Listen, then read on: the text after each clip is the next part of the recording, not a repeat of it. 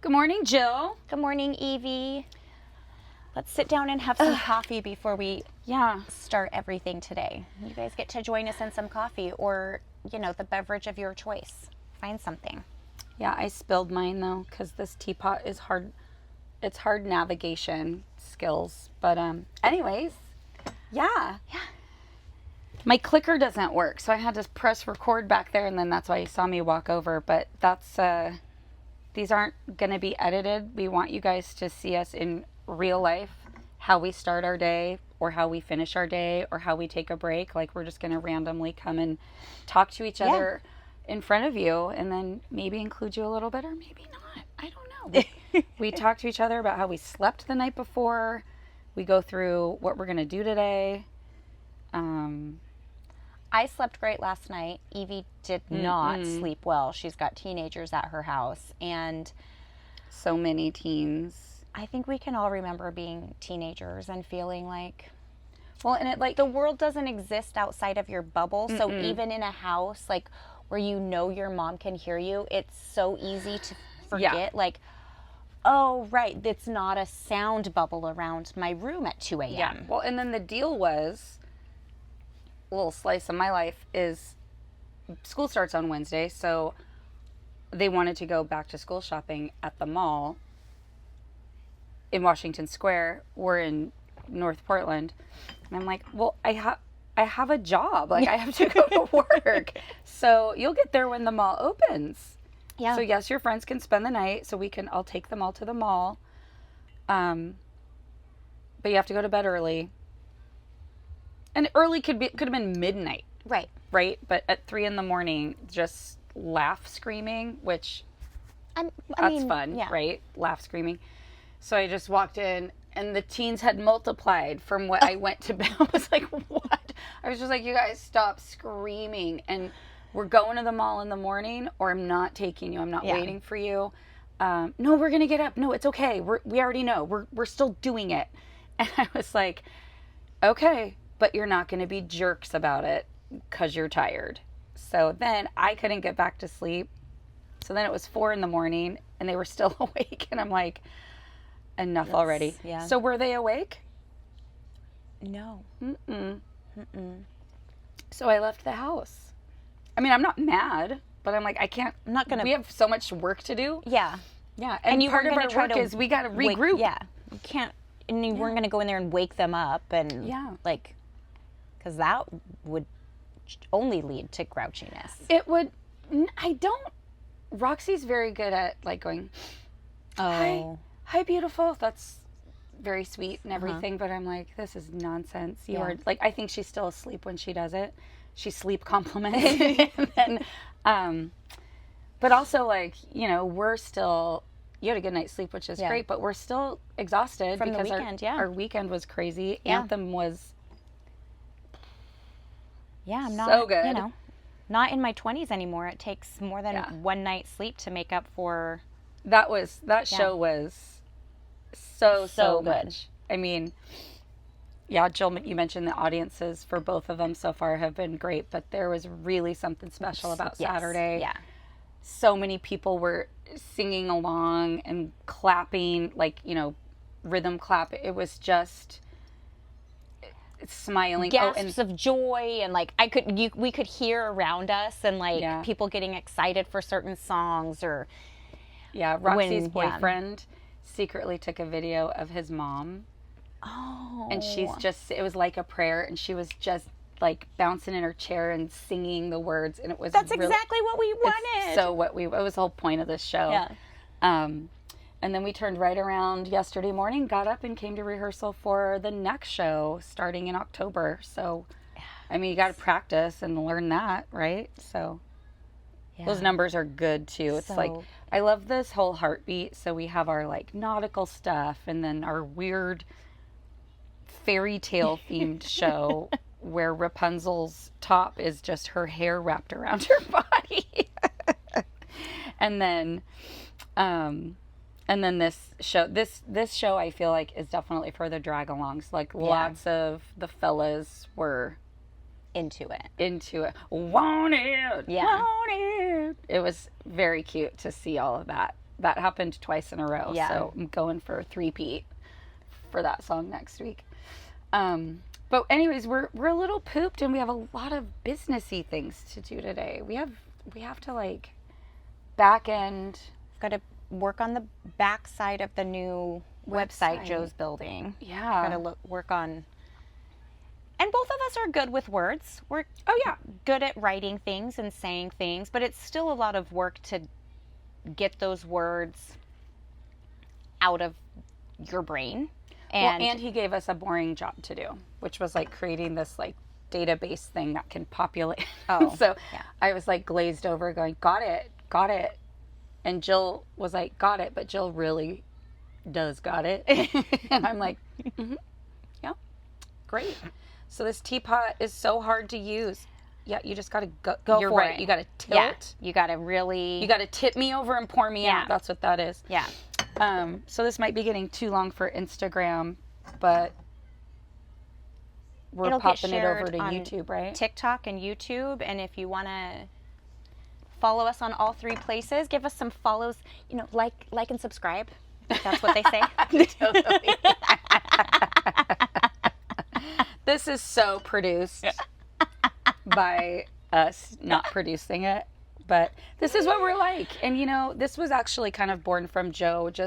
He'll just sit in our office and just kind of ping pong his face back and forth and listen to us talk. And he's like, everyone should just know what you guys are like. So, and this is us kind of low key because we're tired. Yeah, it is more low key because you're coming off of 2 nights of not great sleep. No. Yeah. 0. Yesterday I felt like a awesome. Crazy person. So you probably feel still like a crazy person. But we did good at rehearsal. Rehearsal was so much fun. Everybody, we talked before rehearsal, we have to set our stuff down and go in there and give everybody, it was like our first rehearsal for our show Nevermore.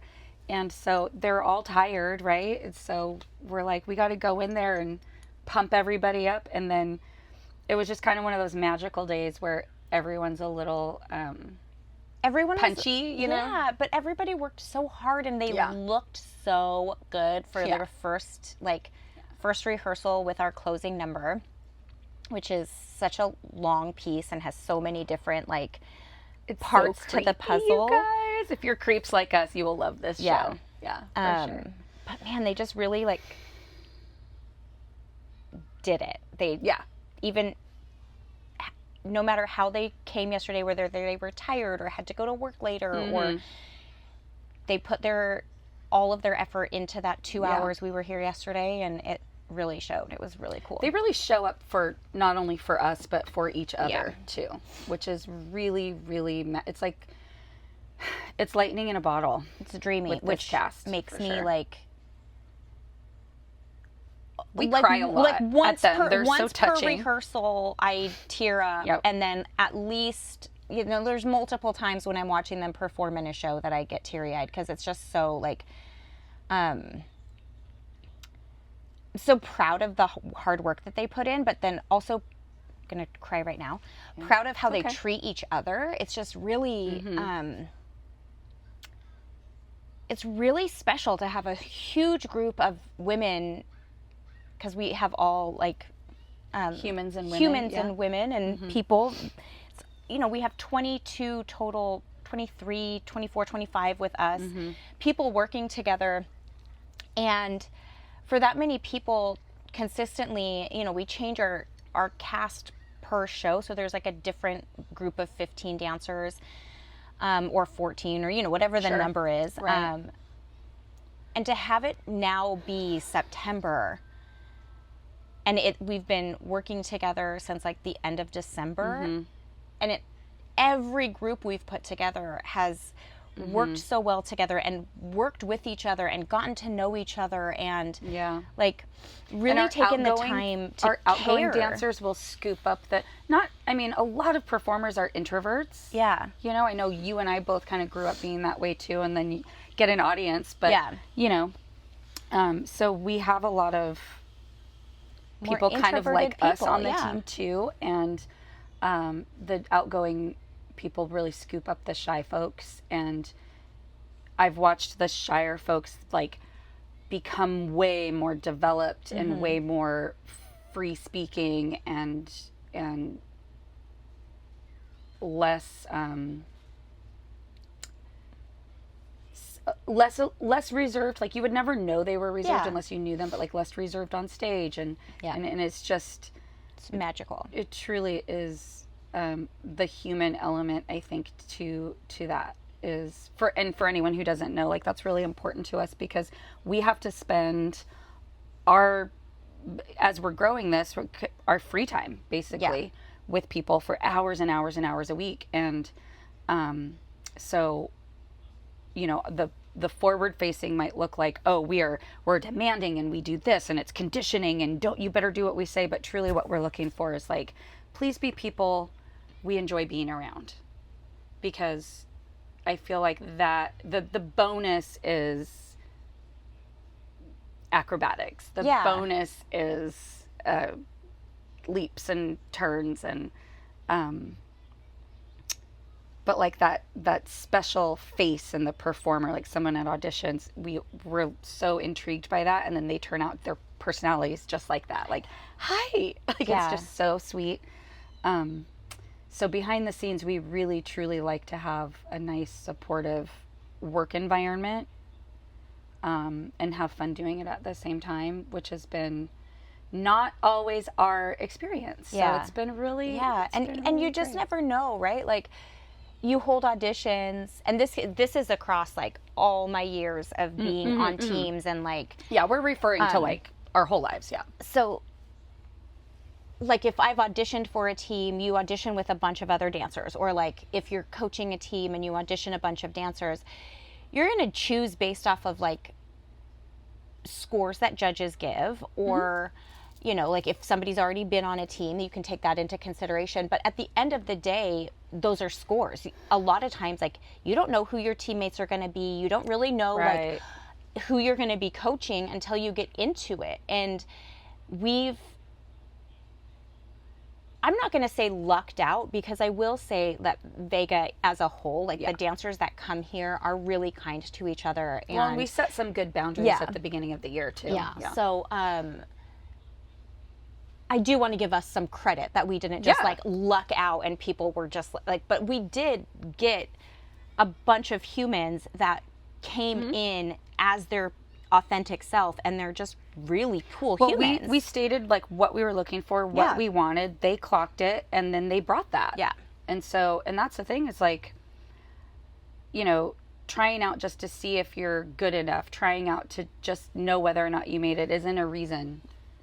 You know, and we're good at kind of clocking who's a great dancer versus a really good, solid person and performer. And that, I mean, we want great dancers too, which they all are, but but we've talked about before too, there's a difference between being a great dancer and a great performer. And I like, we've said it a lot to our cast, even like, doesn't matter how good of a dancer you are if you're not opening yourself up to the audience. If you're doing it just for yourself to be good for yourself, that's not as much fun to watch. It's not like a notch on a bedpost or something.